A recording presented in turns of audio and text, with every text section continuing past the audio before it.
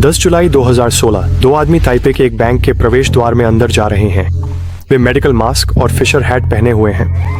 उनमें से एक प्रवेश द्वार की निगरानी करता है जबकि दूसरा एटीएम के सामने खड़ा रहता है। हालांकि वह कुछ भी नहीं करता। वह न तो कार्ड से पैसे निकालता है न ही उसे उड़ाने की कोशिश करता है। वह बस इंतजार करता है। और फिर कुछ अजीब होता है। एटीएम एक के बाद एक बैंक नोट बाहर उगलने लगता है। उसे बस पैसे इकट्ठा करने हैं।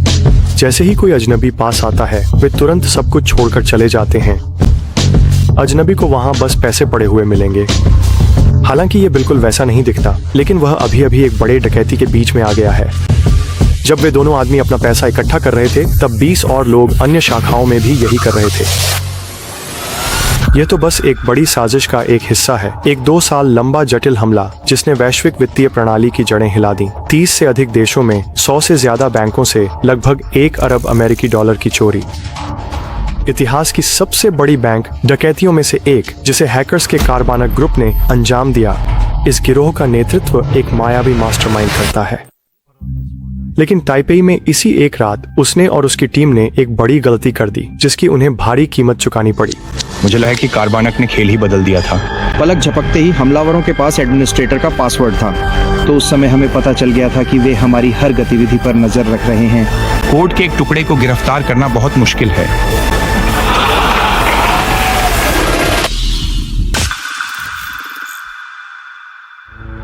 इस हैक की वास्तविक घटनाएं ज्ञात हैं, लेकिन जिन बैंकों पर हमला हुआ और जिन कर्मचारियों का इसमें नाम आया उन्हें कभी उजागर नहीं किया गया। तो इस कहानी को बताने के लिए हमने मैक्सिम को बनाया। यही है वह। यह 8 अप्रैल है, एक सामान्य मंगलवार।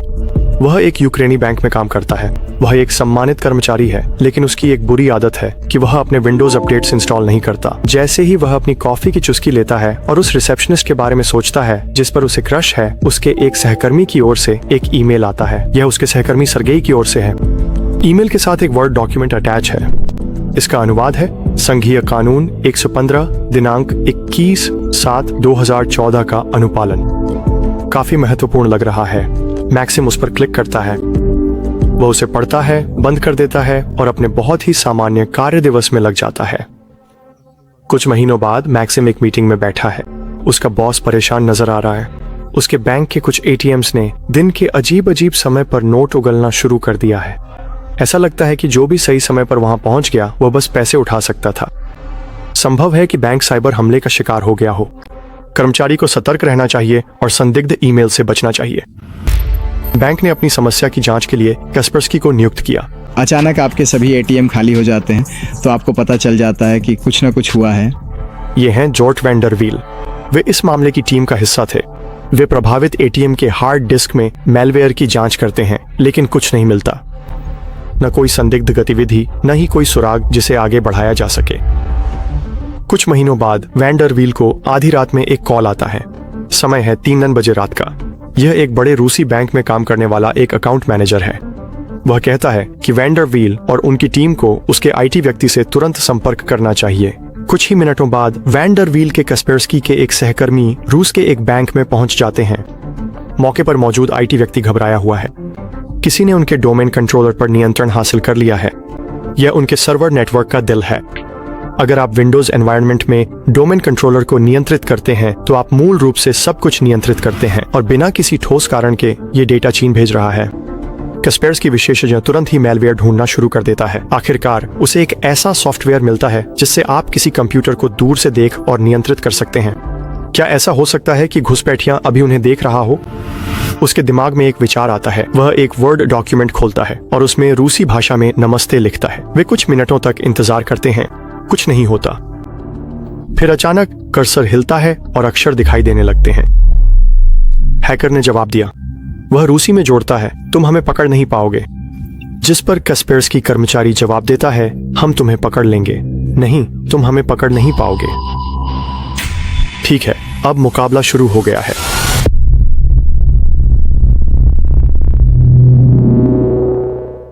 इसमें थोड़ा समय लगेगा, लेकिन आखिरकार कैस्परस्की टीम मैलवेयर ढूंढ लेती है। ये गार्बर ट्रोजन के समान है। मैलवेयर की एक कॉन्फ़िगरेशन फाइल का नाम अनुनाक है, तो टीम ने इसका नाम कारबानक रखने का फैसला किया। रूसी बैंक में हुई इस घटना ने वैंडर वील और उनके सहयोगियों को यह समझने के संकेत दिए कि क्या हो रहा है, और वे इसे यूक्रेन में हैक किए गए उन एटीएम से जोड़ते हैं। अब वे यह पता लगा सकते हैं कि कार्बानक हैकर्स कैसे काम करते हैं। तो चलिए पीछे चलते हैं। ये कार्बानक हैकर्स में से एक है। फिर से यह 8 अप्रैल 2014 में वह पहले ही सेर्गी के ईमेल अकाउंट में घुस चुका है, लेकिन अब उसे मक्सिम के कंप्यूटर तक पहुंच चाहिए, इसलिए वह यह ईमेल उस अटैचमेंट के साथ भेजता है। वर्ड फाइल माइक्रोसॉफ्ट वर्ड की कमजोरियों का फायदा उठाकर ऐसा मैलवेयर डाउनलोड करती है जिसमें एक बैकडोर होता है। अब हैकर के पास मक्सिम के कंप्यूटर तक रिमोट एक्सेस है। अगला कदम है पूरे नेटवर्क तक पहुंच बनाना, और उसे अच्छी तरह पता है कि यह कैसे करना है।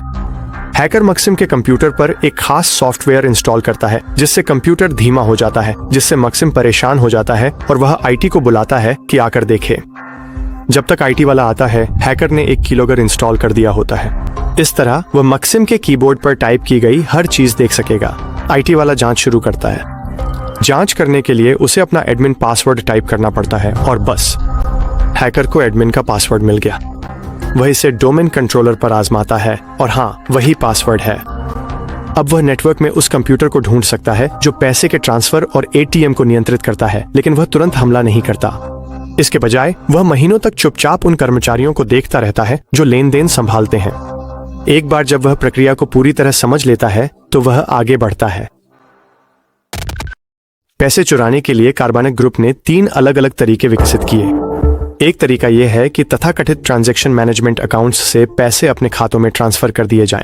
संदेह से बचने के लिए वे पहले ही चोरी की गई राशि से बैलेंस बढ़ा देते हैं, जिससे कुल राशि में कोई बदलाव नहीं होता। चूंकि बैंक हर 10 घंटे में ही खातों की जांच करते हैं, इसलिए ये ट्रांसफर बिना किसी की नजर में आए हो जाते हैं। एक और तरीका यह है कि वे कुछ खास एटीएम का नियंत्रण अपने हाथ में ले लेते हैं, ताकि वे पैसे के नोट सीधे मनी म्यूल्स के हाथों में उगल दें। ये वे लोग होते हैं जिन्हें मोल्दोवन माफिया के जरिए काम पर रखा जाता है, जो पैसे इकट्ठा करते हैं और अपने बॉस को भेज देते हैं। बदले में उन्हें एक छोटी सी हिस्सेदारी रखने को मिलती है। तीसरी विधि सबसे जटिल है। हैकर अपने मनी म्यूल्स के नाम पर कुछ बैंक खाते खोलते हैं जिनमें डेबिट कार्ड भी शामिल होते हैं।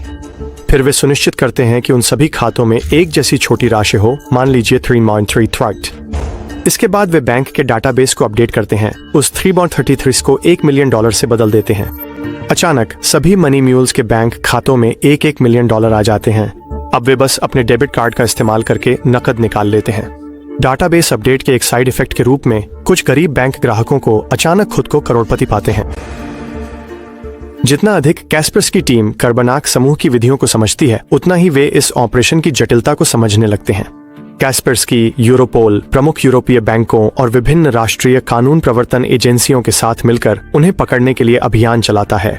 वे उनके कुछ सर्वरों को बंद करने में सफल हो जाते हैं, लेकिन फिर हैकर्स अलग अलग टूल्स का इस्तेमाल करने लगते हैं और गुप्त रूप से अपना काम जारी रखते हैं। जुलाई तक 2015 की शुरुआत तक कार्बानक ने लगभग 30 देशों में कम से कम 100 वित्तीय संस्थानों को लूटा था। इनमें से अधिकांश पीड़ित रूस में हैं, लेकिन अमेरिका, चीन और यूरोप में भी हैं। 2 वर्षों के भीतर उन्होंने लगभग $1 अरब चुरा ली। वे अजेय लग रहे थे जब तक कि कोई गलती नहीं कर बैठा। पहले बैंक ने रिपोर्ट किया कि $70 मिलियन NAT से अधिक अवैध रूप से निकाले गए थे। निकासी ताइपे और ताइचुंग दोनों में 34 ATM और 20 शाखाओं में की गई थी। जुलाई 2016 में कार्बानक ने ताइपे के तथाकथित फर्स्ट बैंक पर हमला किया, लेकिन ताइवानी पुलिस बहुत फुर्तीली निकली, बहुत ही फुर्तीली। कम से कम यह सुनिश्चित करने के लिए कि सब कुछ ठीक है। 500 से अधिक पुलिस अधिकारी लगातार सीसीटीवी फुटेज की गहनता से जांच कर रहे थे। हमने एटीएम की सारी उपलब्ध फुटेज और सभी संभावित संदिग्धों के होटलों तक की बारीकी से जांच की।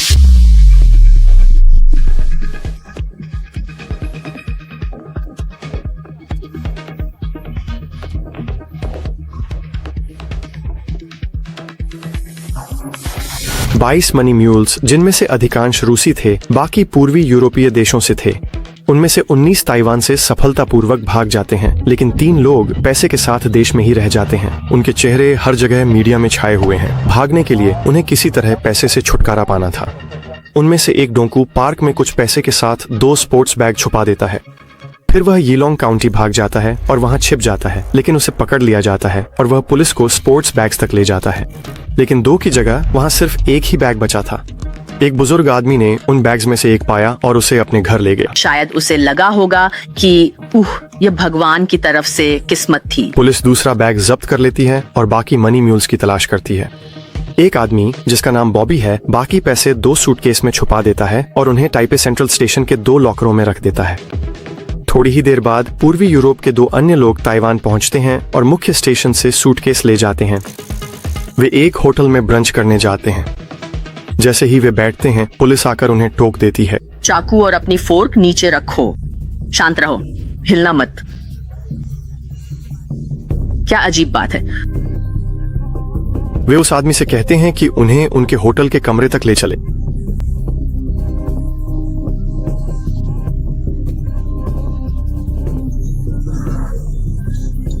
उनके होटल के कमरे में कानून प्रवर्तन अधिकारियों को बैंक नोट्स मिलते हैं जिनकी कीमत लगभग 1.5 मिलियन अमेरिकी डॉलर है।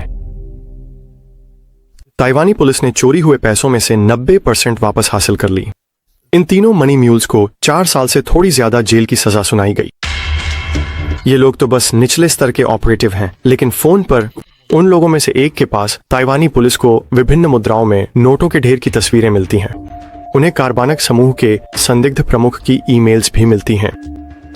यूरोपोल, FBI, साइबर सुरक्षा कंपनियां और कई देशों के विभिन्न अधिकारी कार्बानक के मास्टरमाइंड को पकड़ने के लिए लगातार मेहनत करते हैं। उन्हें यह नहीं पता कि वह व्यक्ति दुनिया के दूसरी छोर पर ऐशो आराम की जिंदगी जीते हुए छुपा हुआ है।